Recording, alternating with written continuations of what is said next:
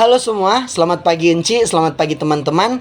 Kami dari kelompok 1 Manajemen Operasional kali ini akan mempresentasikan hasil diskusi kami tentang materi yang bertemakan layout.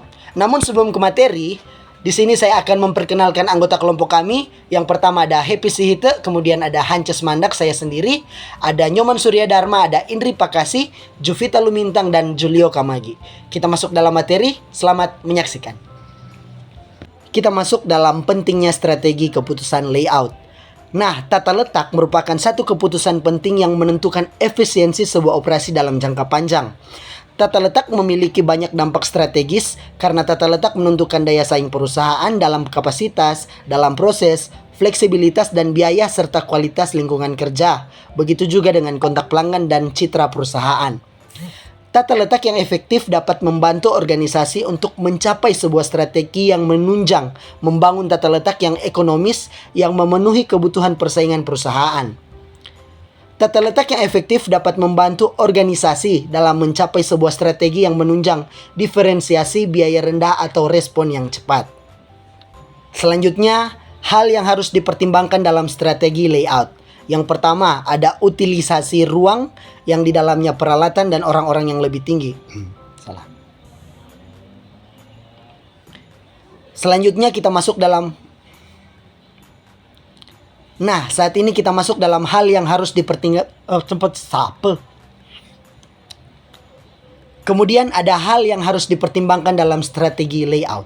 Yang pertama, utilisasi ruang, peralatan, dan orang yang lebih tinggi. Yang kedua, aliran informasi, barang atau orang yang lebih baik. Yang ketiga, moral karyawan yang lebih baik, juga kondisi lingkungan kerja yang lebih aman. Yang keempat, interaksi dengan pelanggan yang lebih baik. Yang kelima, yaitu fleksibilitas atau bagaimanapun kondisi tata letak yang ada sekarang, tata letak tersebut akan perlu diubah. Jenis-jenis layout. Yang pertama ada tata letak kantor. Tata letak kantor bertujuan untuk menentukan posisi karyawan dan peralatan agar menjamin kelancaran arus pekerjaan dan komunikasi antara semua pegawai dan manajer yang ada. Tata letak kantor menghendaki pengelompokan atau karyawan, peralatan, dan ruang untuk memberikan kenyamanan, keamanan, dan perpindahan informasi. Tata letak kantor mempertimbangkan perpindahan informasi, baik yang dibawa oleh individu dengan bertatap muka, melalui telepon atau komputer, dengan email, diskusi kelompok, surat, dan pembicaraan lewat telepon internal. Yang kedua ada tata letak retail. Tata letak toko eceran atau retail layout merupakan sebuah pendekatan yang berkaitan dengan aliran pengalokasian ruang dan merespon pada perilaku konsumen.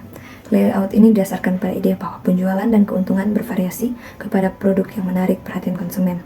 Tata letak harus menjamin semua pengunjung atau pelanggan merasa lega berada di dalam bangunan, udara sejuk, cahaya lampu terang, pajangan barang memiliki daya tarik, mudah dijangkau, menjamin keluasan bagi semua pelanggan untuk bergerak, dan sebagainya.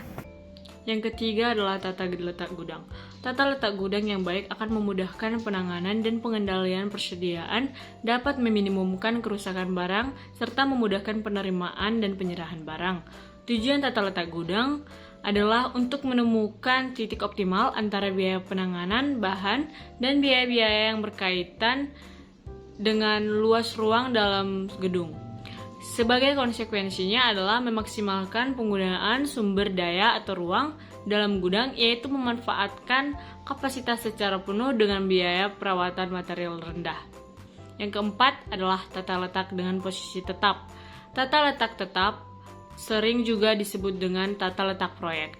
Proyek adalah sistem produksi yang dirancang untuk memproduksikan hanya satu unit produk dalam satuan waktu tertentu, atau sejumlah kecil tugas dengan volume dan keberagaman elemen pekerjaan yang tinggi.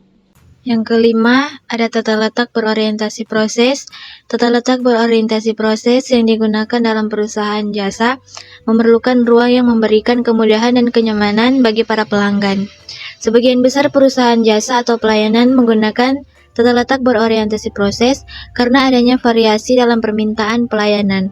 Tata letak proses diatur sesuai dengan fungsi proses yang banyak digunakan oleh organisasi jasa atau pelayanan.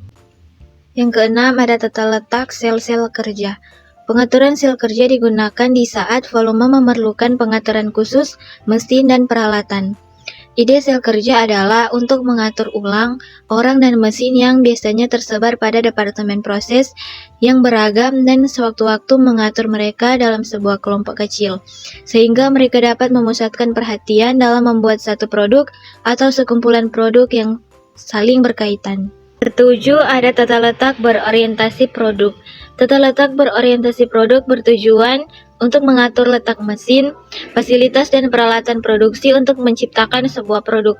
Terdapat dua jenis tata letak yang berorientasi pada produk, yaitu yang pertama, lini fabrikasi atau fabrication line. Membuat komponen seperti ban mobil dan komponen logam seperti kulkas pada beberapa mesin. Yang kedua ada lini perakitan atau assembly line, meletakkan komponen yang difabrikasi secara bersamaan pada sekumpulan stasiun kerja. Nah, itulah tadi teman-teman materi tentang layout yang telah kami presentasikan dari kelompok 1. Di akhir video ini, kami ucapkan terima kasih banyak. Mohon maaf apabila ada kesalahan. Nanti akan kami tebus, kalau tidak bisa ditebus, pinjam dulu 100. Bye-bye.